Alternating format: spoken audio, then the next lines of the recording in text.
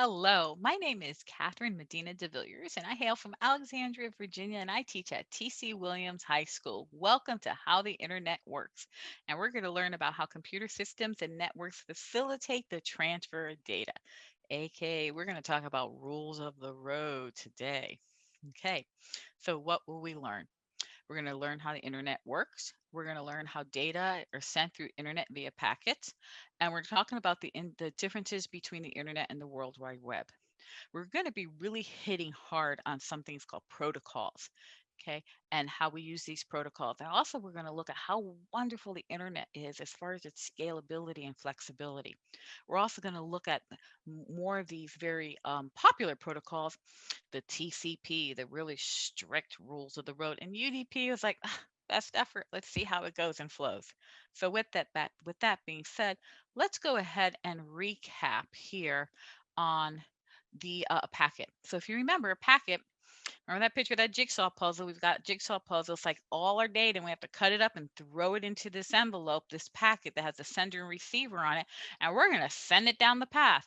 But the problem is that when you send your packet and you're driving on the road, you just can't hop on a sidewalk and drive. There's some rules of the road here, and we call these protocols. How are we going to behave, right? Never thought computers had feelings. Actually, they don't. It's just the way we have to do things to get things from one end to the other.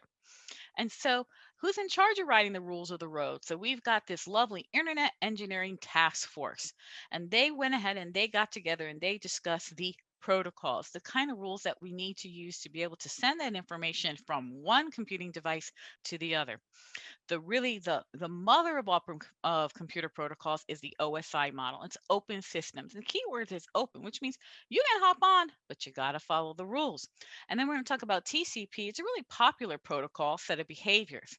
So kind of condense these on. We're going to look at our four layers of how this information is transferred from one device to the other. Okay, so here we go. And if you also noticed here on this diagram, I deliberately have it so it gets kind of tiny in the middle. We kind of call this the narrow waist because at the bottom layer, it's really heavy. It's like really upfront with a lot of hardware.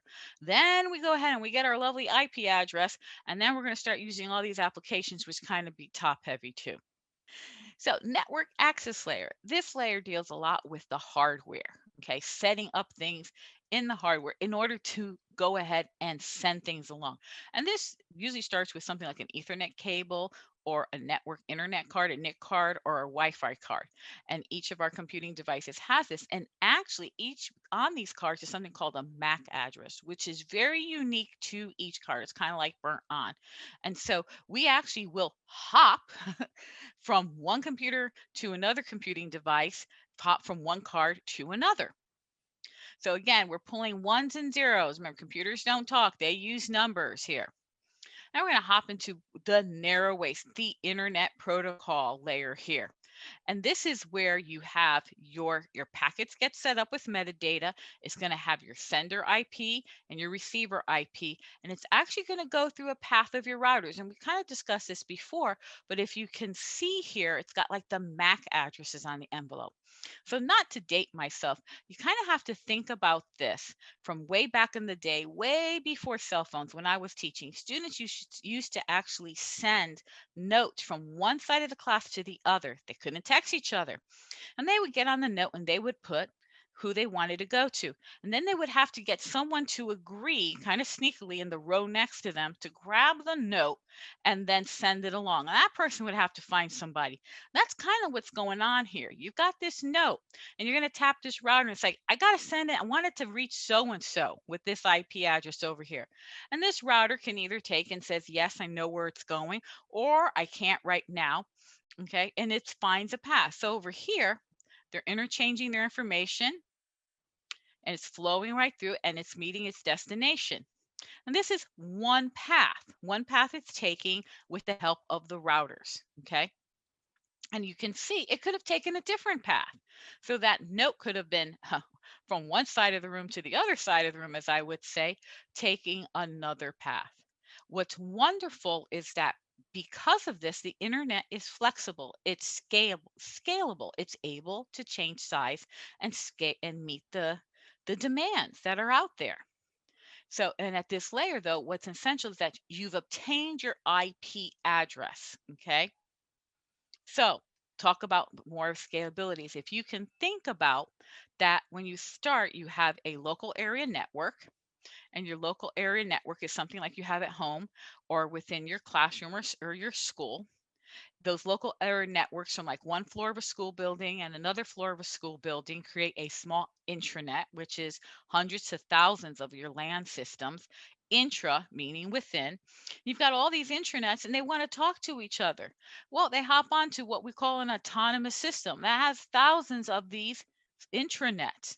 And your autonomous systems are controlled by your internet providers. Okay.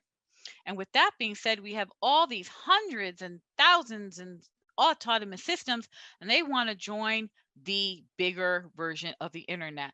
And so be aware that it's at these autonomous systems that your protocols, your rules of the road really start taking hold here. All right. So, transport layer, let's talk about this layer here. And when we hit the transport layer, we're going to talk about the two most popular protocols.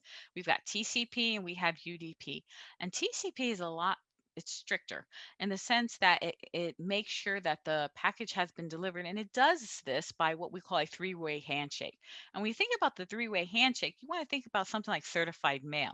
It's like when you go to the post office and you paid a little bit of extra money so that when the person receives the packet, they sign a slip that you get back. So it goes certifies that delivery has been made.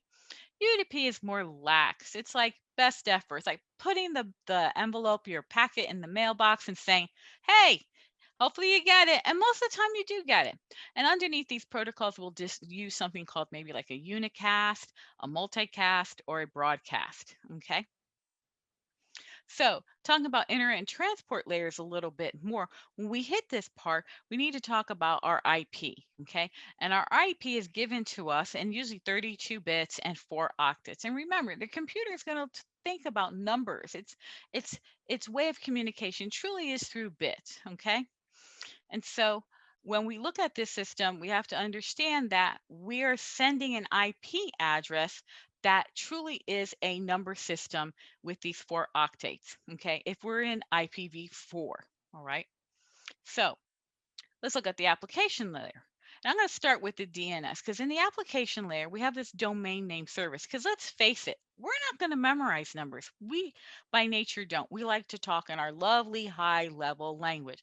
And that gives us the domain name service. The domain name service is actually a database that maps all these lovely little IP numbers to names that we understand.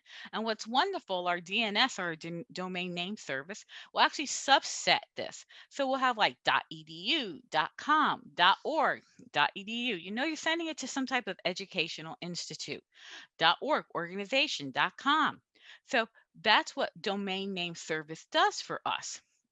And also, let me touch base on something called the World Wide Web.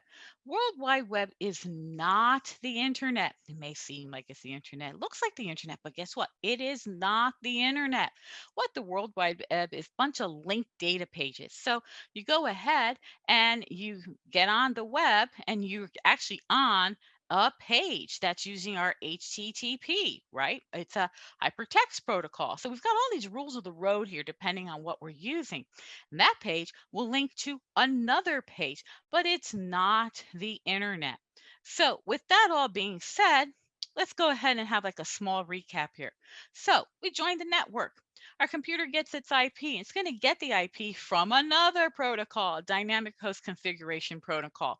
And we get an IP address. But you know what? That's in numbers. And so if we have an IP address like IBM.com or something like that, the computer says, I don't know what this is. So it's going to use the domain name service to kind of map it and translate it for us. Got the IP address. You got the IP address of our receiver over there. We've got our packet flowing, and the router is going to learn where to send the packets and help move things along. It might send it to another router. It might send it to a web server. Okay. And it might use at this point TCP for three-way handshake to make sure it got where it needed to go, or it can use UDP for best effort. So let's recap here. If you could go ahead and pause your screen, it'd be great. Let's go ahead and answer some of these true and false questions here. And I hope to see you back in a little bit. Well, welcome back. So let's look. Open standards and protocols enable different manufacturers and developers. Yeah, it sure does. Because remember, we talked about the OSI model, and the emphasis was it is open. Just follow the rules of the road and you can hop on.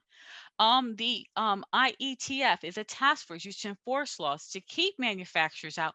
No, it's not. It's there to talk about and set protocols and our layers here, but we really want to keep it open to everyone.